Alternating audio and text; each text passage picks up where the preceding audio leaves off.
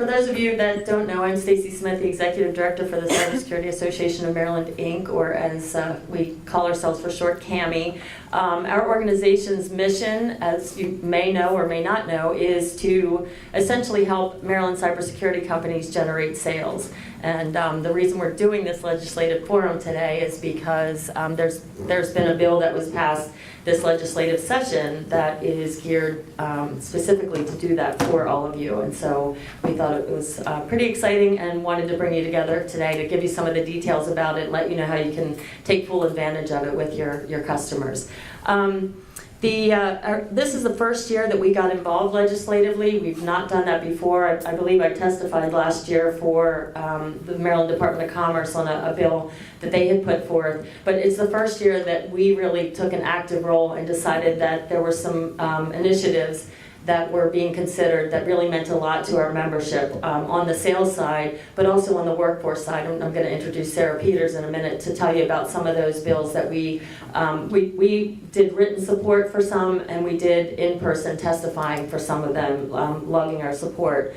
And we actually were part of a group of about 40 organizations that tuned into a weekly phone call that was led by Tammy Howie, the Maryland Tech Council. So every week we were knowing what was going on across Maryland with all the bills that were important to the business community. So the Chamber of Commerce was involved in TEDCO and the various tech councils and economic development offices. So it's really been a collaborative effort across the state to work as a team to ensure that we're meeting the needs of Maryland's business community. What you're going to hear today is a little bit about those bills that we were involved in, and then Lucky Ken gets to give you some more specifics about the one bill that we're very excited about.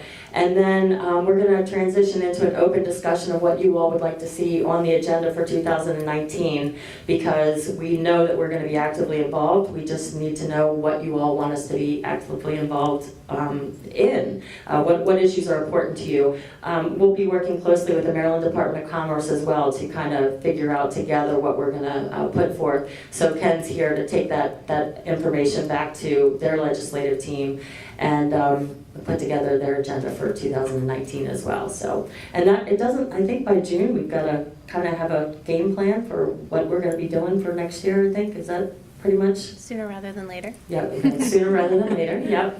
So anyway, it was exciting news for this year for this bill to have passed for us. First, a lot of people said they were shocked that first year in, we got this passed, and it was a team effort. Commerce was involved, we were involved. Sarah's going to talk a little bit about the bipartisan partnership on this, and we're very excited about it. So we call it the Buy Maryland Cyber Bill. It's actually called the Cybersecurity Tax Incentives Tax Credit. Cybersecurity Incentive Tax Credit. Thank you. Cybersecurity Incentive Tax. See, I just call it the Buy Maryland Cyber Bill. That's the part I care about. But it actually has two parts to it. And one of them is an investor side, and one of them is a buying side. And Sarah's going to give you a little bit more information about it. But there was something else I wanted to mention. I guess that's it. I'll just turn it over to Sarah Peters. So this is the first year, as I mentioned, we got legislatively involved, and we actually hired the services of a government relations firm. It was Bellamy Gen Group, and we have Sarah Peters from that firm here to tell you a little bit more. Perfect. So good morning. Like she said, Sarah Peters, I'm with the Bellamy Gen Group. We do legislative advocacy. First time in Annapolis for CAMI. Stacy and I were sort of the leads in the hallway advocating on your behalf.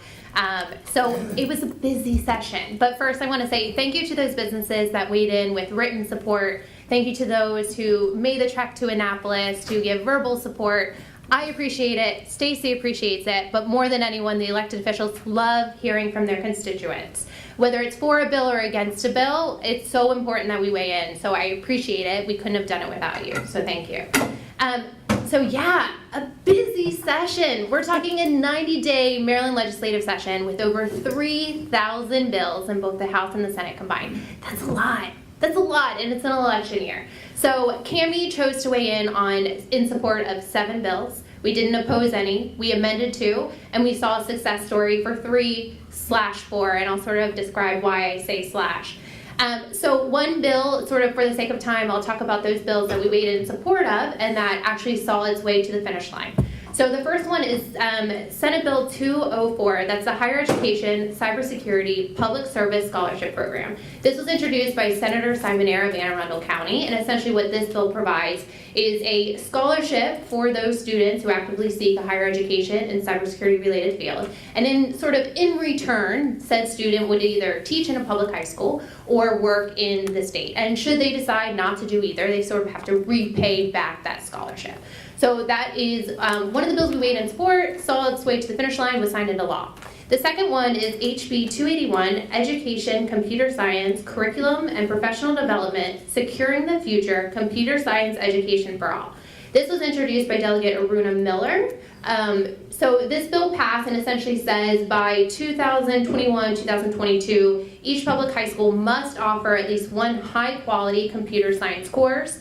And establishes the Maryland Center for Computing Education. CAMI chose to weigh in on this because we think it's a huge deal to grow into the pipeline to fill the vacancies that many of your companies probably and likely have. So we were very fortunate that bill passed. And then, as Stacy mentioned, there was one bill that was sort of our priority bill, but although I say one bill, it actually didn't start out as one bill. It was actually two. It was Governor Hogan's departmental bill, which they called the Cyber Maryland Act of 2018. And then Senator Gazzoni's bill, which was the Cybersecurity Investment Incentive Tax Credit Eligibility Appropriation and Sunset Extension Bill. Needless to say, these two bills, given the politics and given the nature of an election year, combined into one in a bipartisan way. We met in a work group session and we sort of heard from you guys what you wanted to see in the form of amendments. We brought those to the table. We were very fortunate that all of our amendments saw the light of day in this bill. Every punctuation mark, every word. So thanks for telling us what you needed. And yeah, excited to say that bill was signed into law on the 15th of this month. So good. Other than that, I am going to pass it back to you, Stacy. Thanks, Sarah. The bill essentially has two sides. The one that we're so excited about. It has the investor side, as I mentioned, and it has the Buy Maryland Cyber or Buy Local side. On the investor side, it's a tax credit for individuals and entities that invest in Maryland cybersecurity technology companies. And on the Buy Local side, it gives a tax credit to a Maryland business that has 50 employees or less that buys their cybersecurity solutions from a Maryland company. Ken's going to give you a little bit more specifics on the criteria for being a cyber company that would be eligible for that. But when Sarah mentioned some of the amendments that we put in, we heard from all of you, the bill originally only had technology companies as the company that a Maryland business could buy their solutions from and get a tax credit for. Our membership is overwhelmingly services companies, and so speaking on behalf of our entire organization, we went to the legislation and said we need to include services companies in that as well. That was successful. Some of the criteria for the bill were, we felt, a little bit, I guess, restrictive and would make the pool of companies, cyber companies, eligible to be part of for their companies to get tax credits was a little bit limiting. It was number of years that the company had been in business and some other things that we just felt were maybe a little too limiting. Can I try that one? Yeah. Thanks. And so that we requested that some of those things be taken out, and they were. So anyway, listening to what we knew our membership needed, some of you weighed in on some of the things you wanted changed, and we got some of those things changed. We're going to hear next from one of our, I mentioned it was a collaborative effort with Commerce and some of our members testifying. We also leaned on the Better Business Bureau of Greater Maryland, who we've done some programming with before. They partnered with us on our marketplace event last year, and we asked them to testify on behalf of this bill for us because their membership represents the customers, your potential customers, who will benefit from the tax credit. And so when we testified the first day with Senator Gazzoni, we had Jody Thomas, who is the VP of Communications for the BBB, and one of their members, small business member of their association, that came and testified for us to talk about the experience that she has as a business owner, the fears that she has laying in bed at night. She told a great story about being a family-owned business, and they didn't really have the budget for it, but she's scared of what will happen if they aren't cyber secure, and so they found a way to take money from their budget towards cybersecurity services. And so she expressed how important this bill would be for her. So I'm going to turn this over to Jody, who's going to tell you a little bit about the BBB, why they get involved, why they think about cybersecurity, and why they chose to get involved with this. Thank you, Stacy. Good morning. First, I just want to say the rain. We're talking about cybersecurity today, but if you had a little trouble getting here, if you need a basement waterproofer, if you need a roofer, bbb.org, let me just say.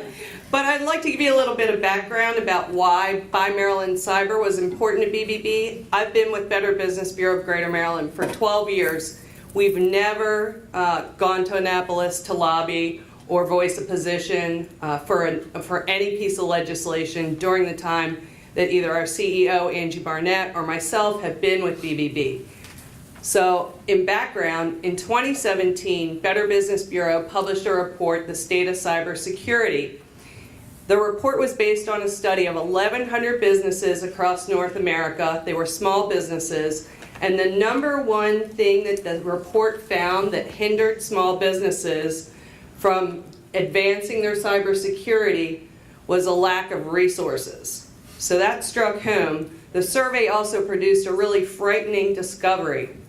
More than half of the survey respondents said they would become unprofitable in less than 30 days if they had a loss of data. 30 days, a month, they'd be unprofitable.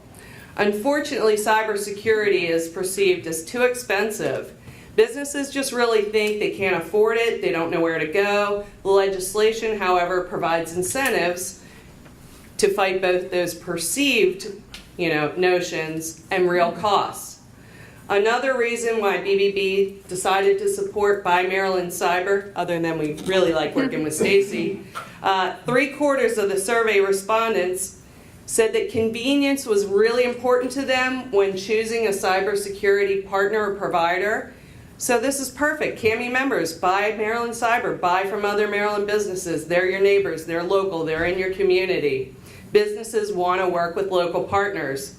Our BBB has more than 2,600 accredited businesses from a diverse cross-section of industries. I don't know of anybody else that has got things from healthcare members to roofers. I mean, it goes the gamut. What they have in common is approximately 96% of our accredited businesses are small businesses with 50 or fewer employees. They are exactly the customers that this bill will help. So not only does the landmark legislation benefit our accredited businesses in Maryland, from our perspective of BBB, it has a really important secondary benefit, and that's protecting consumer data, protecting their customers' data. Last year, the Internet Crime Complaint Center, IC3, if you know that group, reported $676 million were lost to business email breaches. The Maryland Attorney General additionally received almost 1,100 reports about security breach notices. 37% growth is normally a good thing, but not when it's email breaches and security breaches, and that's what we had in Maryland. BBB's vision is an ethical marketplace where buyers and sellers trust each other. By helping Maryland businesses become more cyber secure, we protect customer data. As a result, together, we're enhancing marketplace trust, and that's pretty darn cool. So many thanks to Stacy and CAMI for bringing us to the table and letting us at Better Business Bureau support Buy Maryland Cyber. Thanks, Jody. The BBB is actually introducing the details of this legislation to their membership next Tuesday. We're doing a breakfast program with their members and also recording it so that we can send it out to their full membership so they can get information on it. So now I'm going to turn it over to Ken McCready from the Maryland Department of Commerce, who has all the juicy details of this bill and the details that you know of and that you can share at this point. So take it away, Ken. All right. Well, the Cyber Maryland Act of 2018, when we put it together, had a couple of parallel tracks that still get captured in this new one. One was to increase investment in Maryland cybersecurity companies. One of the strategies was in the original legislation was using a different kind of a capital gains tax credit. The CIITC, the Cybersecurity Investment Incentive Tax Credit, that's currently on the books that rewards the company receiving the investment instead of the investor, clearly hasn't worked. We've only had a handful of companies in the last 4 years avail themselves of it. So clearly we need to do something. The other line of the bill that we proposed was for small business education and to get the cybersecurity products out to those businesses.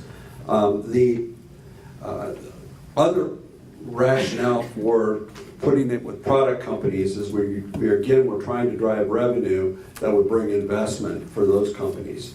And we certainly understood CAMI's desire to add services in, but for us it was a bridge too far for where we wanted to go.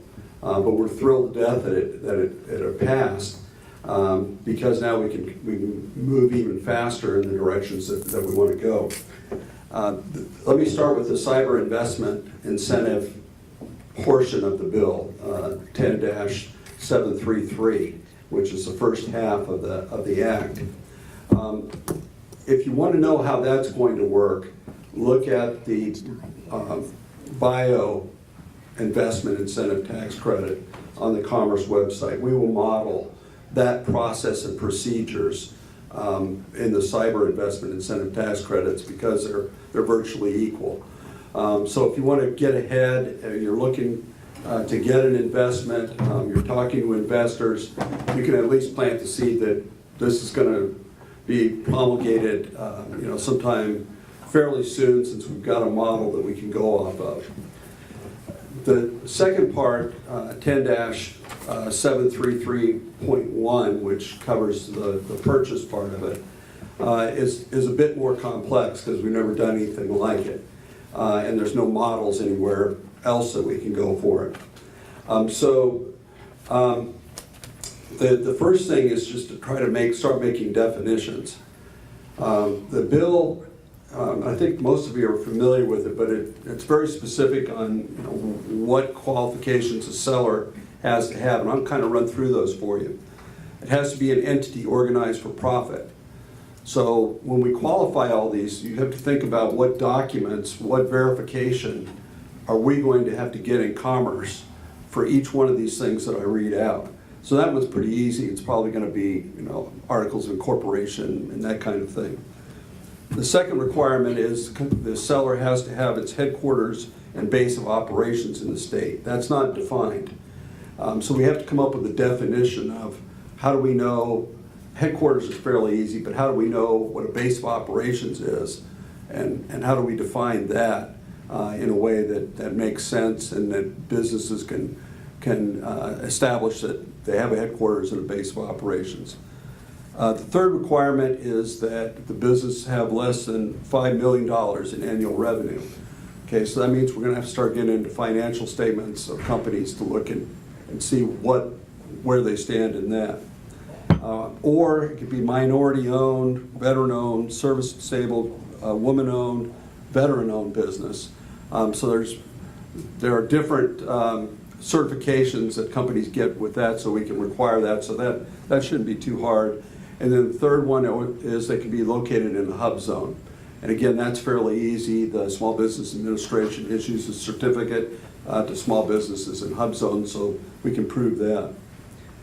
The next thing is where it starts to get complicated. It must be a cybersecurity business organized for profit that is engaged primarily in the development of innovative and proprietary cybersecurity technology. That's the first part. So how do we establish that they're engaged primarily in that and not cybersecurity product is with a whole bunch of other stuff that they've got? So we have to figure out what the documentation is to establish that they're primarily engaged in a cybersecurity business. And the bill goes on to, or the act goes on to say that the company owns or properly licensed proprietary cybersecurity technology, so we can start looking, okay, we probably need patents and licenses that would go in with a packet. And then it gets very, very definitive about what a cybersecurity product is. It's a product or good intended to detect or prevent activity intended to result in unauthorized access to, exfiltration of, manipulation of, or impairment to the integrity, confidentiality, or availability of an information system or information stored on or transiting an information system. So again, what we'll have to do is get an understanding of what the product does so we can do it in the past. And under the Cybersecurity Investment Incentive Tax Credit that was in effect before, there was similar language, the same language. But where that kind of got us into challenges is that it's so focused on the actual cybersecurity protection piece. It eliminated companies like Cybrary, who had some interesting proprietary technology, but it was training that didn't fit this definition. So we're still, with that definition for a technology company, we've got to figure out what you all have to submit to us to establish that you're compliant. The other part gets into the service. So you can be a product company, or you must be a cybersecurity business organized for profit that is engaged primarily in the provision of a cybersecurity service, which means an activity that is associated with a category or subcategory identified under the framework core established by the NIST cybersecurity framework. So once again, it gets really hard with the service company to establish that the cybersecurity part of the business is the dominant one, because a lot of companies are doing a range of IT services with cybersecurity as one of their offerings. So what do they need to show us to show that 51% of their business, which is primarily engaged in cybersecurity?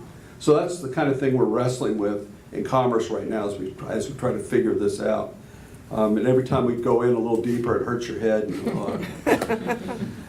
In good standing is fairly easy. It's certificates from the comptroller or MDAT, and we're deciding which one of those makes most sense.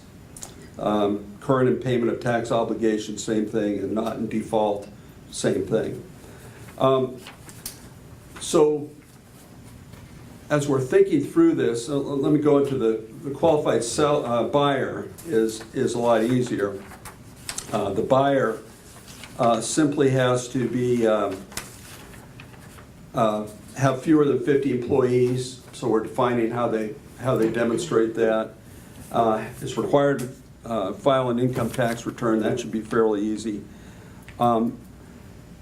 When we start actually adjudicating the claims, we also have to track for each seller or each buyer how many how much value of tax credits they're submitting, because it can't exceed $50,000 for a buyer.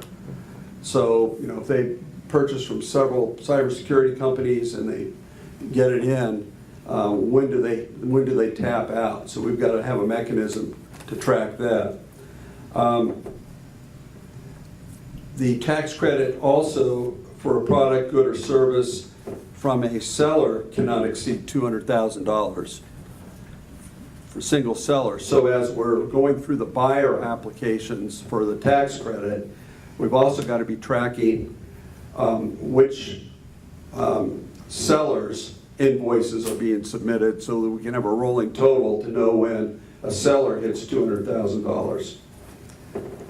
And then the last is there's a cap. There's a $2 million cap on the tax credit. So we have to keep a rolling total of how much in tax credits we're awarding. and make sure we do that. So we need mechanisms to do that. And finally, there's a requirement that only 25% of the 2 million can be applied to services. So we've got to figure out, again, what a service is. When the buyer submits their invoices, okay, this is a service, and we're running a total to hit $500,000 in service tax credits, and so on. So you kind of see the complexity of what we're working with, and having to come up with a system to do this. Again, theoretically, just to kind of give you an idea, what we're thinking is that this is going to be, again, like the bio investment incentive tax credit, where we open a window on a certain time and date, and businesses can begin submitting their requests, applications for this tax credit. Thinking back from that, it'll be necessary to get you all pre-qualified as a qualified seller, so that the businesses, as you're going out and using this as a sales tactic, or as a cyber business or a regular business is thinking, I need cybersecurity and I heard about this bill and I want to do this, they need to have some place to go to know who's a qualified seller that they can work with in order to qualify for this tax incentive. So we have to kind of have a pre-period where you all are able to get pre-qualified before we open the window for the companies to begin applying for the tax credit. So we're figuring out the mechanisms for both of those things to happen. Any kind of questions or thoughts about how to make this easier for us as we go through? Because we're also trying to figure out how to make it easy for you at the same time. Yeah, Tina? So you indicated a $200,000 cap on the seller side. Does that mean that the sellers are going to need to submit something? No. Okay. No, we'll have to track as we issue the tax credits. Got it. Okay. Because it'll be a rolling tax credits, and when the $2 million is expended, it's cut off. Okay. So you all could have made sales that are qualified, but the money can run out at some point, and some buyer has got something that qualifies, but there's no more funding for it for the tax year. So we'll have that. So Ken, as a seller of cybersecurity solutions, we can get pre-qualified. Will we get a certificate that we can then give to? That's what we're working on. Again, the thought is there'll be a pre-qualification and a posted list. Okay. Probably it's the way we'll work it. But again, we're always open to thoughts, and as you all come up with this. Because that would be really good if the buyer sits down at the table and sees, okay, well, this company is pre-qualified through. Right. So you can go to a website, show them, here's that. CAMI can link to it. So there's the BBB can link to it. So we can do that is kind of the way we were thinking about it. And on that topic, members of CAMI have been vetted somewhat as far as what swim lane they're in, product, service, tech. So that might be a role for CAMI to play with commerce and kind of, greasing the skids there for the pre-qual. Right. How will a buyer determine whether there are tax credits left? So when you're sitting down at the table with a supplier? I don't know. Don't know at this point. I'll have to look and see how they do it on the bio investment incentive tax credit. Although that one gets subscribed so fast, we don't know what kind of volume we're going to see when we turn this on. At this point, we can anticipate the volume on the bio investment, which they turn it on and within an hour or two, it's gone. I think this will be slower than that. So that'll be a question that I'll raise and see how we can have some sort of, posted, here's how much is left. But I don't know how we keep that current, so is it we'll have to first think come, through it. first served? It's first come, first served. That's the only way we can figure out how to do it. Yes, For buyer, why 50 or less employees? because that's what the law says. Because for product companies, which I kind of represent, say if you want a bigger customer, right? which is like, say, Tiro Price or Under Armour, you want those names. So we are kind of restricting the technology in place. If you have a 200,000 limit on the subscription anyways, right?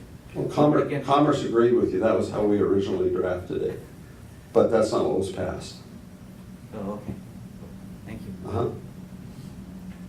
So when's the timing of, That's what we're working on, can't say right now. We're probably looking at early fall time when the window opens for the buyers to begin to apply for the tax credit, which then as we back up, we're trying to get things in place so that the sellers can begin to get pre-qualified. So, and would the pre-qualifications start in the fall or more No, in the summer? That's what we want to get it set up so we can start doing the pre-qualifications in the summer. Okay, So that the sales can start to happen by the fall. and the buyers are then have an invoice and everything that they'll have to submit when they apply in the fall. All right, great. Where does a transaction fit in? So does the transaction have to be finished before the buyer submits for a refund? Or- Yes. Or is it just a commitment to do it? No, they'll have to submit an invoice. So that puts the sellers in a position where the buyer's having to make a decision not knowing whether they'll get a 50% rebate or not. Right. It takes a little bit of the edge off of the benefit for a Yeah. buyer that's on the line. But when you have a finite amount of money in the fund, I'm not arguing the point, I'm just. yeah, no, it is a challenge. So again, as you start to think through the challenge, everybody's got my email, so if you have some thoughts, hey, we could do this or that, and I'm always ready to consider it. Still exciting, this is good stuff, yeah. Will we be able to get a copy of whatever it is you're referring to? We'll promulgate something as soon as we get an opportunity to put everything together and build a plan. Approximate timetable for that? 6 weeks.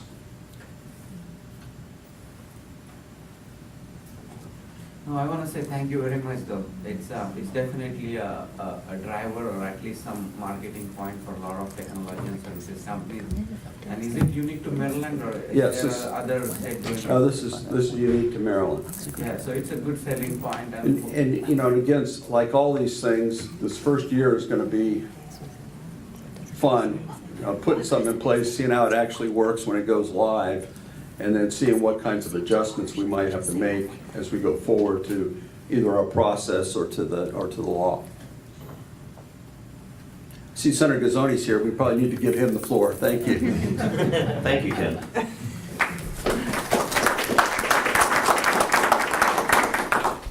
You know what? Can you hear me? I hate mics. Oh, you need a mic. Yeah, went through that. It's always somebody.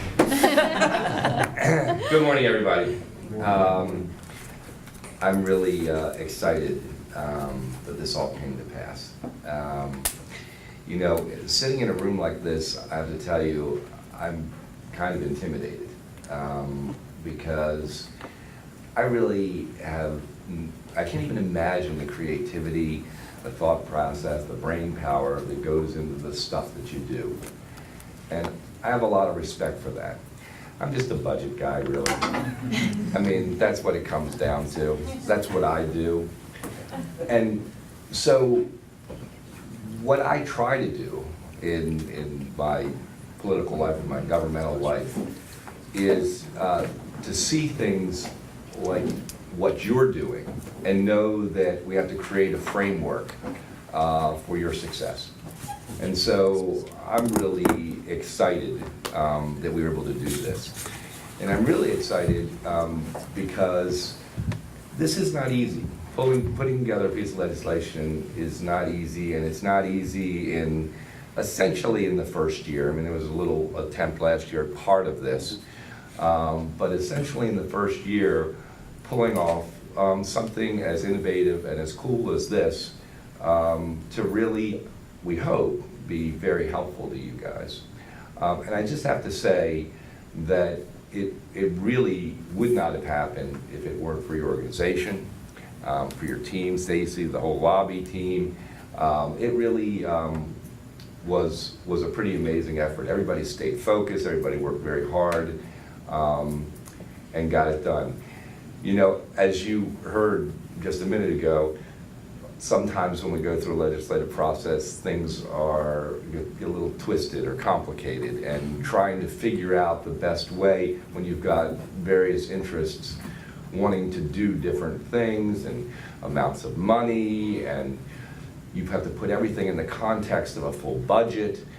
You have to make decisions. This first year is $2 million for the one program. For the one program, and then $2 million for the other program. But in the second year, we'll have $4 million for the Buy Maryland program. So what I'm here really to say is thank you to everybody. Thank you for what you did to help make this legislation happen. I represent this area. I know I live in the neighborhood with the folks who work at Fort Meade, and I've been watching this for years. This is really exciting, and we just need to take this comparative advantage in the world and really take advantage of it. And I'm looking forward to seeing how you all respond to this credit and how that works, and then whether or not we need to tweak it again. I'm more than willing and open to make changes if we need to. You know, it's a little bit of trial and error, as you can imagine, but hopefully it'll be less error and more success. So congratulations to everybody, and it's been a real pleasure working with you, and I look forward to working with you for many years to come. Thanks. Senator, you deserve a lot of the credit for this. I know I drove him crazy, calling him, getting to his staff, popping in his office unexpectedly, calling him all the time. And, you know, he's got how many tons of bills to be dealing with, and the only one I was really focused on was this one. So he's sort of like, her again. I've got a million things to focus on. So thank you for making it a priority for us. We really, really appreciate it. So, and we also have here Ashley Meyer from Congressman Rupersberger's office. Ashley, you want to come up and say a few words? Sure.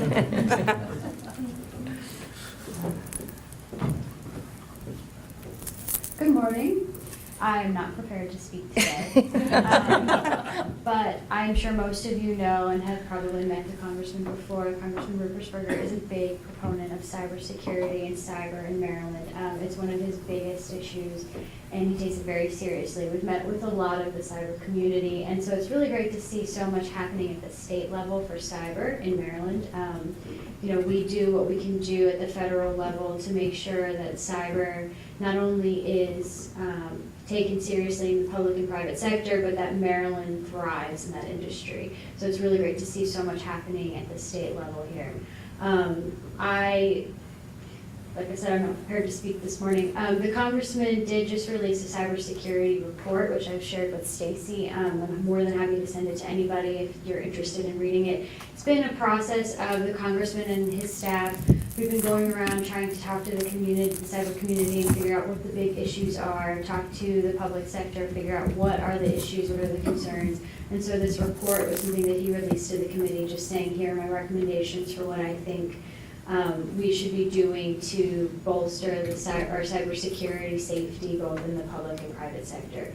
So it's a pretty lengthy report. Like I said, I'm more than happy to share it with anybody. If you have any questions about it, please feel free to reach out to me at any time, or our staff. We do have cyber ledge staff who handle some of the really nitty-gritty issues.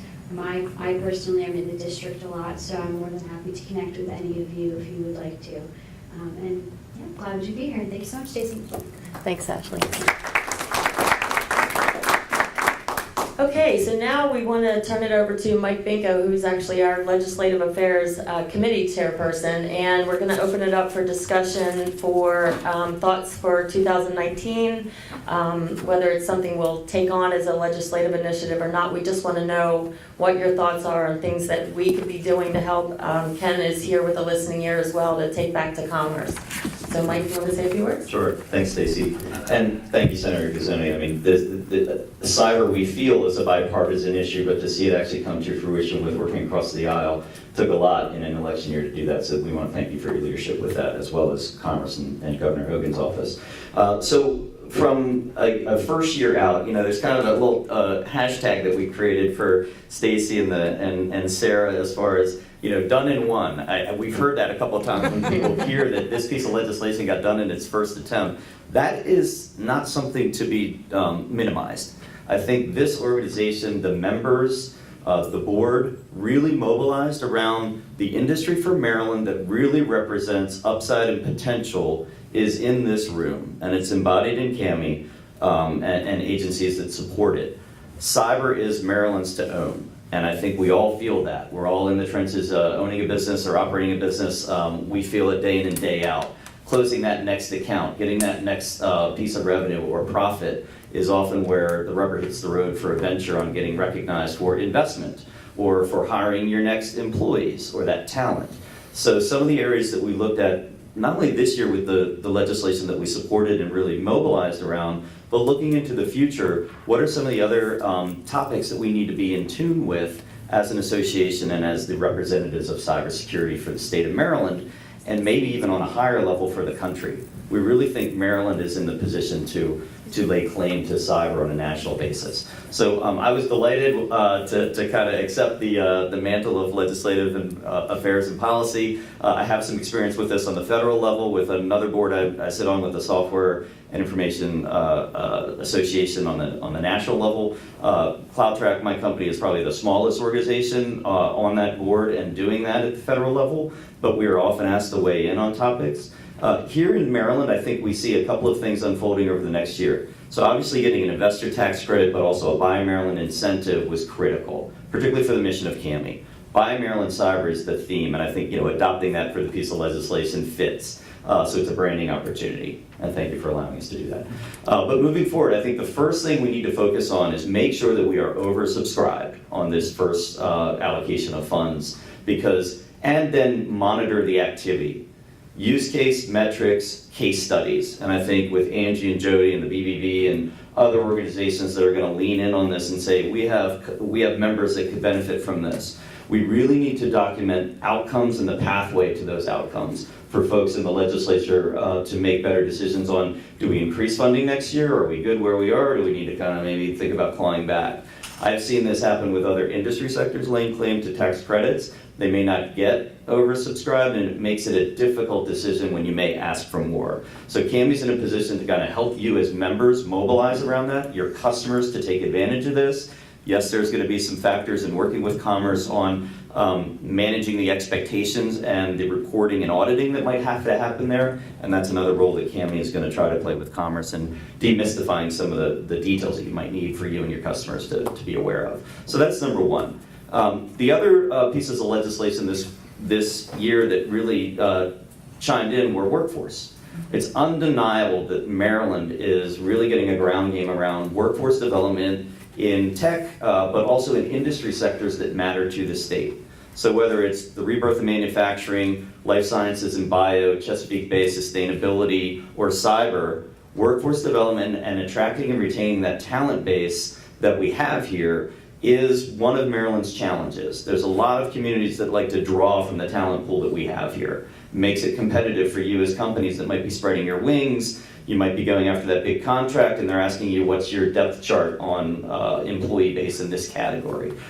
Being an attractive option for very good talent is a difficult place to be in cyber right now across the country. We think that the workforce development, apprenticeship pathways, education incentives, those are areas where CAMI can also take a leadership with elected officials and government agencies in making sure that our companies are in tune with some incentives that might be available for them to take advantage of. Beyond that, industry segmentation. If there's any innovation category that cuts across industries, it's cyber right now. And it is an uncertainty for many, as we've heard from some of the BBB members on kind of vocalizing, well, I'm not ready to make a decision because I'm not sure where to start. You guys provide that starting point, a lot of you, an assessment, an engagement around your risks, and the pathway forward is what you do day in and day out, and you're expert at it. So raise your hand, let us know, and get involved with that pre-qualification for sure for this tax credit. Other topics that have come up in the weekly calls that we had as industry ecosystem, Stacy mentioned the Monday calls that a lot of the chambers and economic development agencies and industry folks got involved with. Some that we heard on the docket for this year that didn't get passed are things like 5G, so mobility across the state, and the carriers really pushing that as an option to kind of jump over some of the terrestrial limitations of last mile connectivity. You all have a stake in 5G, whether you are there now or not. That's just another platform that it could be risky for a small business to get onto, or even individuals. So be in tune with that. And as the carriers like Verizon and Comcast start to mobilize around that, we're going to try and be in tune with some of the areas where CAMI and its members can bring a secure and cyber stance for 5G deployment across the state. That also has federal implications because that's on the national psyche as well.